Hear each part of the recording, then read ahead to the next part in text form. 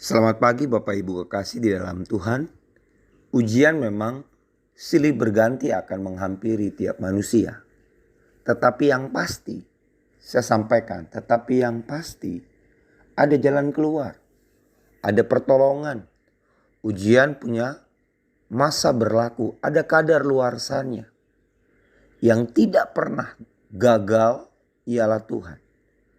Sehingga kita harus dan kita memang memerlukan Tuhan untuk menyelenggarakan hidup ini berhadapan dengan tiap tantangan dan proses yang ada. Daniel pasal yang ketiga menceritakan tentang bagaimana proses yang dialami oleh Sadrak, Mesak, dan Abednego.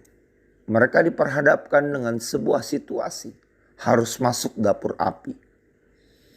Namun demikian, kisah ini memberikan kekuatan bagi kita bahwa saat proses kita lalui, hidup kita terkonfirmasi bahwa betul Tuhan yang kepadanya kita percaya adalah Tuhan yang berkuasa. Bapak Ibu, saya mengajak kita untuk melihat Daniel pasal yang ketiga ayat yang ke-10 dimulai demikianlah firman Tuhan.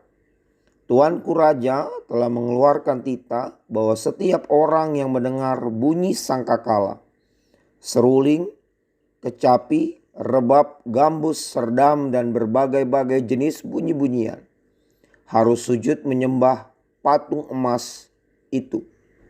Dan bahwa siapa yang tidak sujud menyembah akan dicampakkan ke dalam perapian yang menyala-nyala. Ayat 12, ada beberapa orang Yahudi yang kepada mereka telah Tuanku berikan perintah atas wilayah Babel. Raja telah memberikan pemerintahan untuk dikelola oleh Sadrak, Mesak, dan Abednego. Orang ini tidak mengindahkan titah Tuanku, ya Raja. Mereka tidak memuja dewa Tuanku dan tidak menyembah patung emas yang Tuanku berikan. Selanjut ke ayat 16. Lalu Sadrak, Mesak, dan Abednego menjawab Raja Nebukadnezar. Dengan amarahnya dipanggillah Sadrak, Mesak, dan Abednego. Lalu diperiksa oleh Raja sendiri. Dan inilah keadaan yang saya ingin paparkan. Karena Sadrak, Mesak, dan Abednego memberikan respon yang tepat. Sehingga ada mukjizat yang menyertai. Tidak ada gunanya kami memberi jawab kepada Tuanku dalam hal ini. Jika Allah kami yang kami puja sanggup melepaskan kami, maka ia akan melepaskan kami dari perapian yang menyala-nyala itu. Dan dari dalam tanganmu ya Raja. Tetapi seandainya tidak, hendaklah Tuanku mengetahui ya Raja, bahwa kami tidak akan memuja dewa Tuanku dan tidak akan menyembah patung emas yang Tuanku dirikan itu. Ayat 19, maka meluaplah kegeraman Nebukadnezar. Air mukanya berubah terhadap Sadrak, Mesak, dan Abednego. Lalu diperintahkannya supaya perapian itu dibuat 7 kali lebih panas dari yang biasa. Betul Sadrak, Mesak, dan Abednego ikut gaya hidup Daniel. Tetapi dari pasal 1 dan pasal 2 tidak diceritakan pengalaman kehidupan bersama Tuhan yang harus dilewati oleh ketiga pahlawan iman ini. Sehingga Tuhan meluaskan mereka masuk dalam sebuah arena pertandingan. Mereka harus bisa memperlihatkan wujud Tuhan yang mereka imani di kehidupan mereka. Api yang lebih panas 7 kali lipat dari biasanya menjadi sebuah proses yang harus dihadapi oleh ketiga pribadi ini.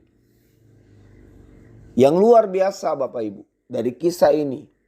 Poin pertama yang saya dapat bahwa Tuhan tidak pernah membentuk sebuah perencanaan yang mendatangkan celaka bagi umat pilihannya.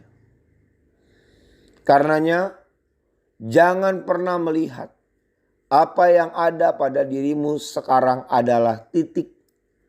Ini masih koma. Ini bukan akhir dari segalanya meskipun kau ada dalam keadaan terjepit. Karena saya percaya Tuhan mampu membuka jalan. Yang kedua, komitmen. Komitmen adalah sesuatu. Seperti kalau kita mau naik bus, ada harga yang kita bayar. Mau nonton ke bioskop, ada karcis yang harus kita beli. Demikian pula untuk kita dapat menikmati kemurahan dan keajaiban Tuhan. Ada komitmen. Kita tidak sedang melihat perspektif bahwa Tuhan itu bisa disogok untuk dapat menyatakan mukjizatnya. Mukjizat itu terjadi saat Anda melakukan bagian Anda dengan tepat dan benar. Sujudlah hanya menyembah kepada Tuhan yang telah membentuk dunia dan segala isinya. Dan yang ketiga, kesehatian mereka bertiga. Di antara mereka tidak ada terpecah perbedaan pendapat. Dan ini yang membuat anugerah Tuhan besar dirasakan oleh mereka. Bapak Ibu kekasih di dalam Tuhan, pagi hari ini bersyukurlah kepada Tuhan karena Dia punya rencana yang indah. Bangun hidupmu, berkata pada dirimu, hai jiwaku, aku mau melakukan bagianku. Aku hanya mau menyembah dan sujud kepada Tuhan yang kepadanya aku percaya. Yang ketiga, biarlah persekutuan yang ada terus terbangun di dalam ketulusan. Tuhan Yesus memberkati. Amin.